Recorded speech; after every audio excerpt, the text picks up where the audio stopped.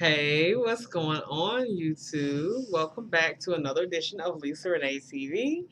If you guys have not subscribed to my channel yet, of course, you just go ahead and hit that subscribe button, why don't you? And if you like this video, definitely hit the thumbs up button, leave a comment below, and of course, do not forget to share. Share this video on all your social media platforms, of course.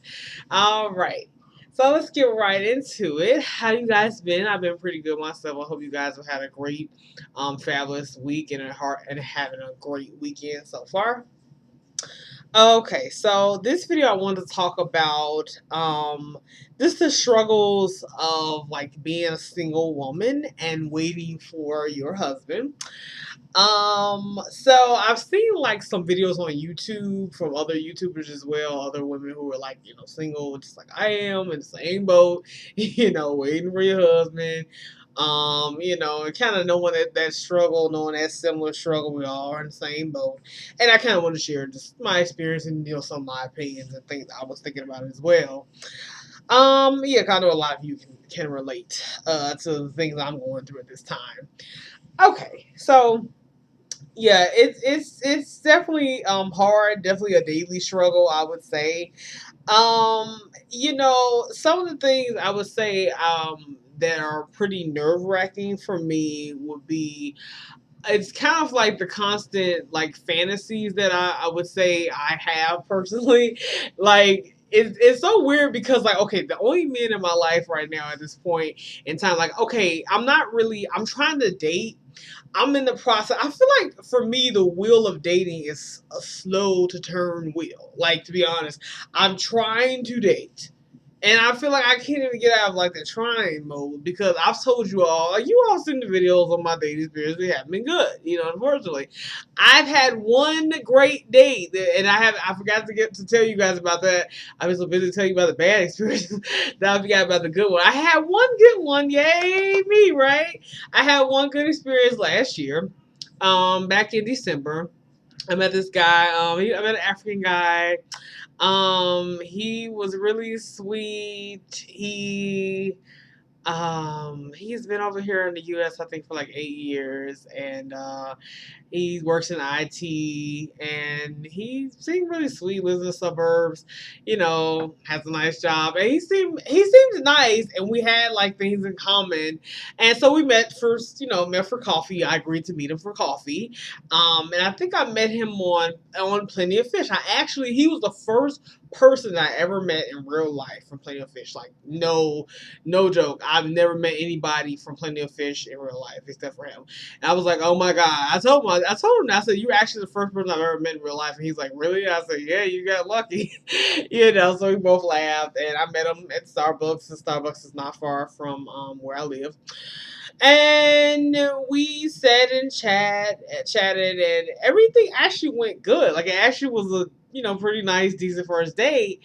And I think the complication, like we never saw each other again. We never talked again after that. It's almost like we sort of kind of like he asked me what my schedule was again. I told him my good days were Sundays because I'm off on Sundays.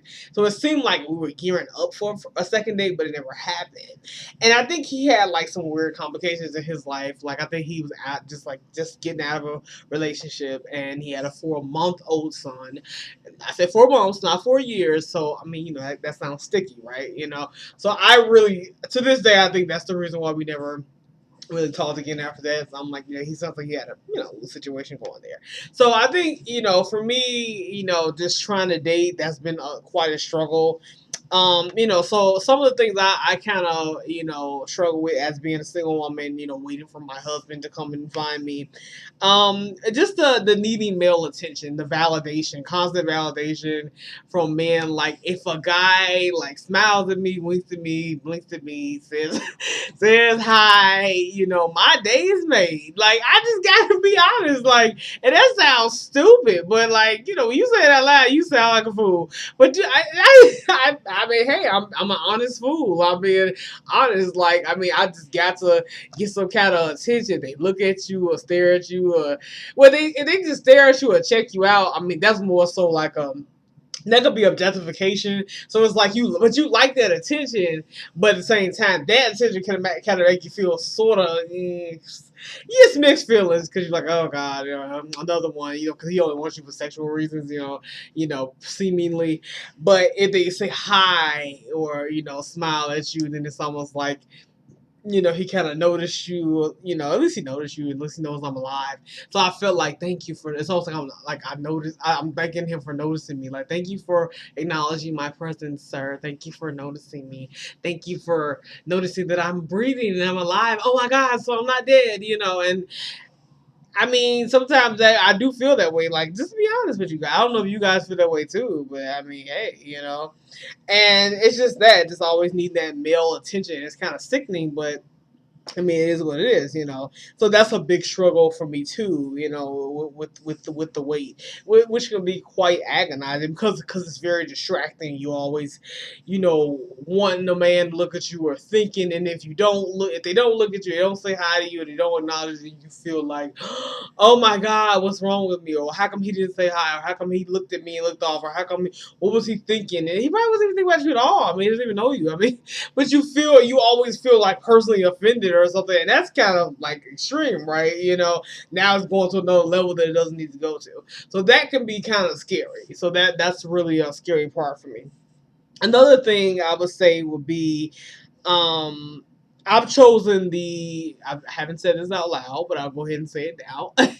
I've chosen the abstinence route. I've decided, like, for so long, I kind of hesitated to say this out loud, but I guess I'll tell you guys, because some of you may be on the same thing I'm on. I've chosen just to be abstinent for until I meet the one, so I feel like I'm sure of the person, and until I meet my husband, because I feel like, it's just, with I don't feel like going through that drama again like I did in my past, and I feel like I don't want to be, kind of just, you giving yourself away, to somebody who really is not going to stick around, and not going to be the person for you. You're making a really horrible decision, and it's like you're sharing your gift, one of your most precious gifts, with somebody who is not really deserving of you, or your time. So I'm like, no. I'm good on that, So, yeah. So I'm like, yeah. And then absence could be like a struggle in itself too. That's a whole other evil, that could be a struggle in itself. But I think it's necessary, and I think it's actually great and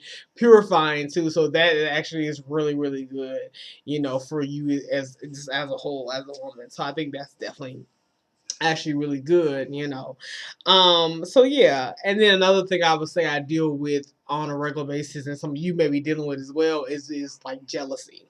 The jealousy comes for me personally, is like when I see like other women who are like already in relationships, or who have like I can see a nice couple on the train. I've seen this several times. I'll be sitting there, I get on the train, mind my own business, got my music on, and just got off work, headed home, and I'll see a couple sitting across from me, and they got the little baby, and I'm like, oh my God. Like, did they purposely sit here to piss me off?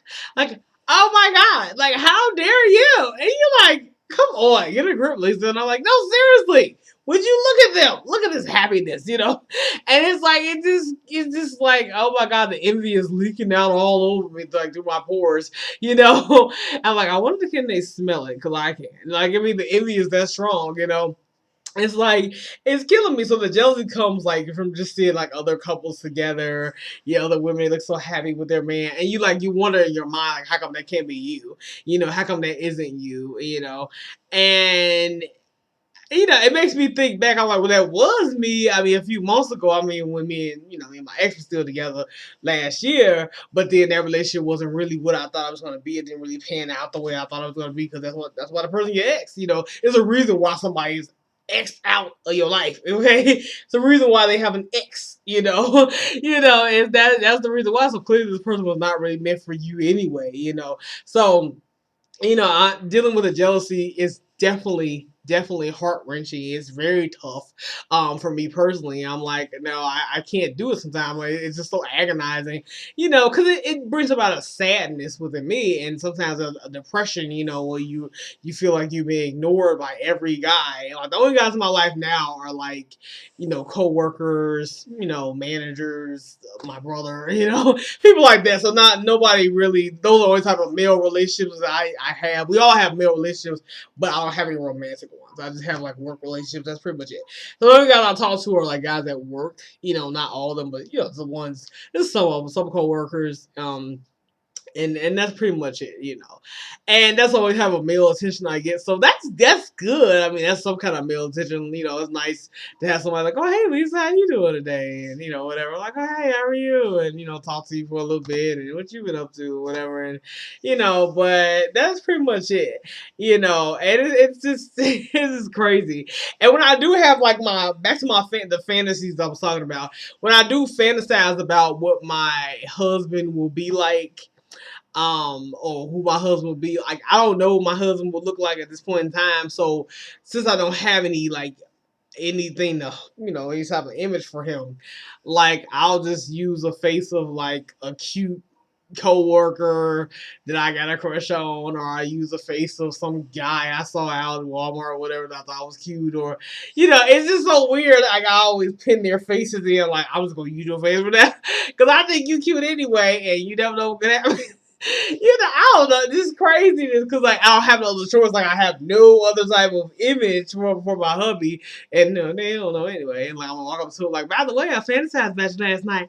Hey, So I just go ahead and use their face, and I don't know. And then speaking of that, then you always wonder like, are your coworkers, especially the ones who you've seen look at you before, what are they attracted to you? I mean, they probably are, but I mean, it's a work environment, so you like, okay, you ain't gonna really dabble with that because they're gonna go somewhere else. They don't need to go, And I know there's like a difference of opinions between like religious women. Like some religious women feel like you should wait for the husband because he who finds a wife finds a good thing. I know I mentioned that myself. I am a religious woman, so I've mentioned it myself in a few other videos. And there's another opinion where other religious women who may be religious, they feel like you should kind of approach a guy with your intentions. And I know some women believe in approaching a man like you should be able to go up and we modern day women should be able, we can do anything. So why can't we approach guys? And that's why I kind of draw the line. I don't think I totally believe in approaching the guy. I would rather be the lady in waiting and just have him come and approach me. I don't think it's anything wrong. Sometimes you can. Sometimes it's not what you do, it's how you do it. You can do anything, but how did you do it? I don't really believe totally wholeheartedly in approaching the guy because, I mean, men typically like to be the chasers. They like to be the ones to pursue you, and you may come off as easy or desperate or he may not really. Me and my friend, we were talking about this years ago. Like, he may say yes only because you made it so easy for him. To say yes. He's like, well, she pursued me, so I just went ahead and went with it. And he also may leave you too, because I mean everything just came so easily.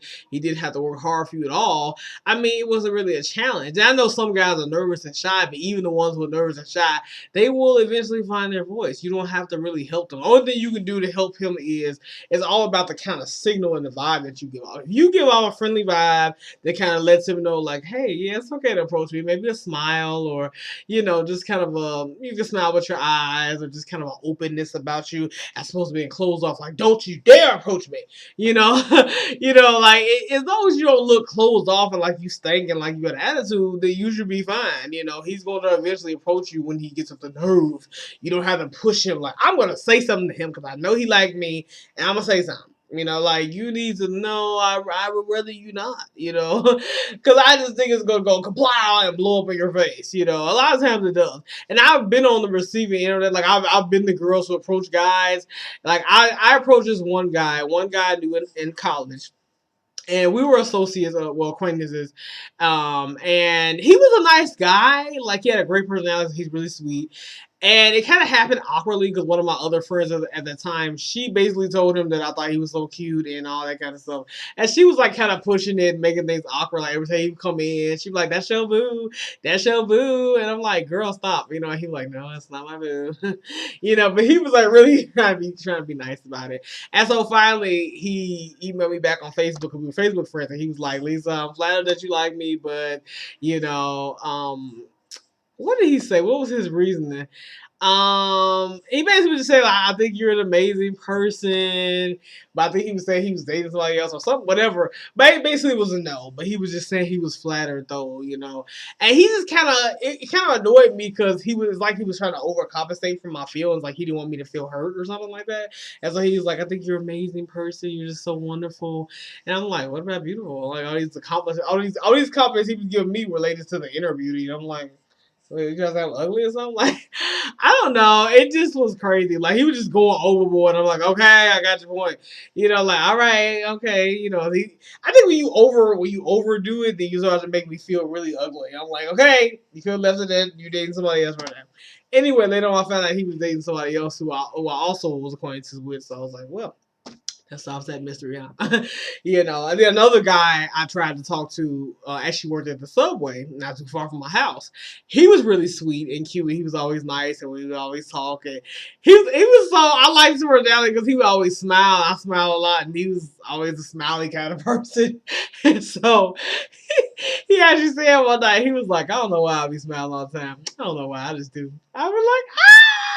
I was like, I fell in love with him. So I was like, I smell a lot too, and I don't know why. So I was like, this is my cue. So I went ahead and just figured I asked him, you know, I just asked him, you know, he like to hang out sometime. I just try to keep it easy breezy, right? You know, nothing too, no pressure, you know. And I thought this is the perfect moment because nobody in there. It was just me, my mom. My mom had stepped over by the door. So I was like, great, okay, it's not. This is my entryway. And he was like, he's like, actually, I'm seeing somebody right now. I just got into a relationship, so you know, I'm trying to be faithful, but you know, it was nice talking to you though. I was like, okay, all right. So after that, I ain't asked him no more. So, you know, after the next time I saw him, I hadn't seen him in so long, so I think he probably didn't even recognize me or whatever. So yeah. That was the end of that, you know. So yeah. Anyway, and that's the end of this video, by the way. Yeah, so you guys enjoy the video. I just kind of want to get on here, just, you know, kind of share my little viewpoints and my experiences and my struggle about being a single woman and waiting for the husband and kind of what I go through. So fantasies, abstinence, and jealousy. Those are key points. If you missed the key points of the video, go ahead and watch this video, enjoy it, share it, make a comment below, do a video response and link it and let me see your video. Yeah, you guys have a great rest of your weekend. Have a great weekend. I will definitely talk to you guys later. Also, if you want to Facebook friend me or add me on Instagram, you can or just follow me on Twitter. The information will be in the more info box below. All right, you guys have a good night. Bye.